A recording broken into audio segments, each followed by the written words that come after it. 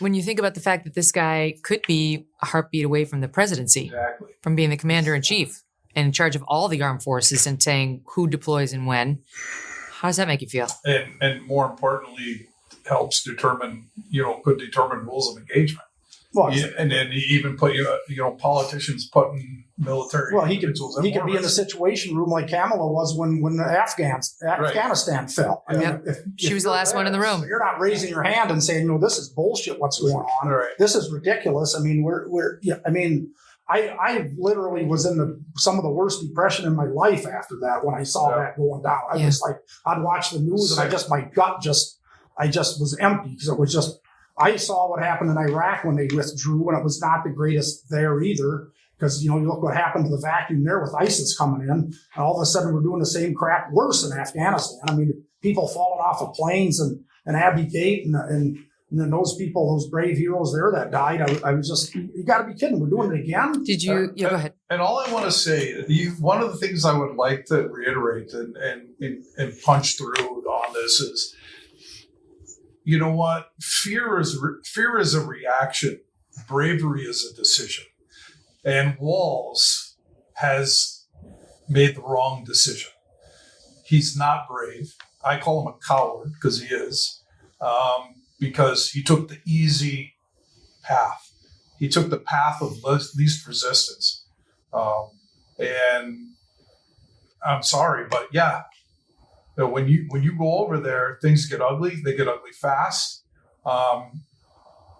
You're gonna see things that you don't want to see, and you're gonna deal with that. And I just think that he is an exact result, and why we have stolen valor.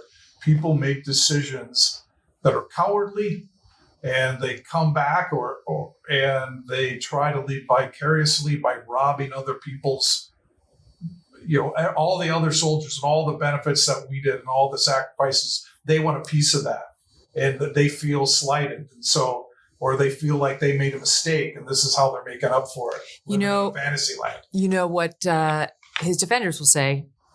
What about President Bone Spurs? Yeah. At least he served in the National Guard. President Trump got out of service in Vietnam by saying he had bone spurs, which they didn't believe. And so who are the Republicans to cast stones? Wouldn't you rather have somebody who at least served in the National Guard versus somebody who skirted military service altogether?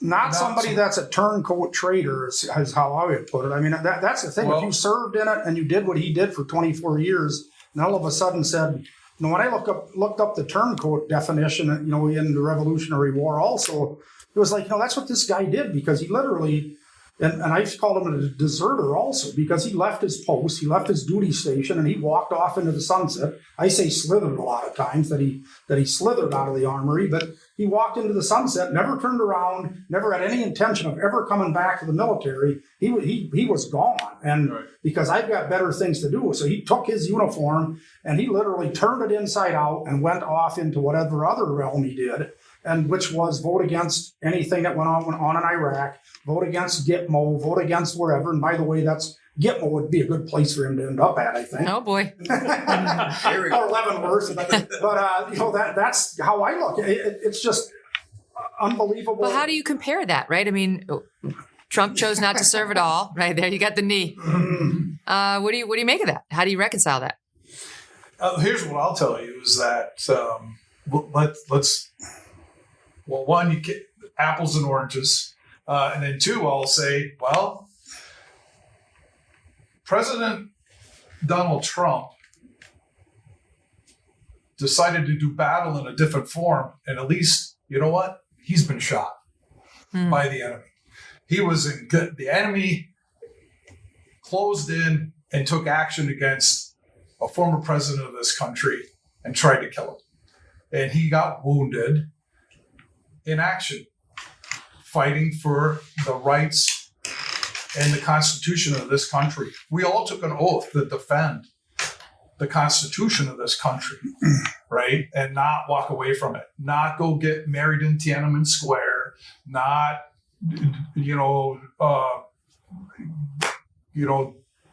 go around lying about carrying weapons in war and everything else. I mean, that he's lied about. I mean, there's morality decisions, there's ethical decisions. The Army, he's supposed to be the pinnacle of the Army values at his position. Mm-hmm. Anybody that knew me, that served with me in the military, even when I was a brigade sergeant major and I had 5,000 soldiers, and everybody that knows me knows that I don't sugarcoat anything. If I don't like you, I'll tell you I don't like you. If you're terrible at your job, I'll tell you you're terrible at your job. If you're doing a great job, I'll tell you you're doing a great job at your job. But the Army value, honor, integrity, selfless service. Where is all this? Loyalty.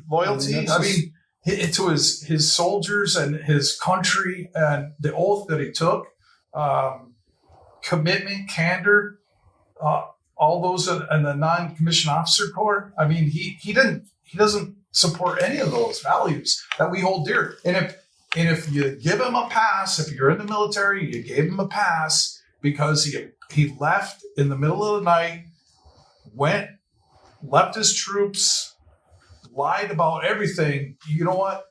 You need to look in the mirror and reevaluate your ability to say what you're saying. Does he have to speak to this? So far, he's gotten away with not saying much. What would you like to see him do? Apologize to the number one, to the first district for buffaloing him for 10 years, basically.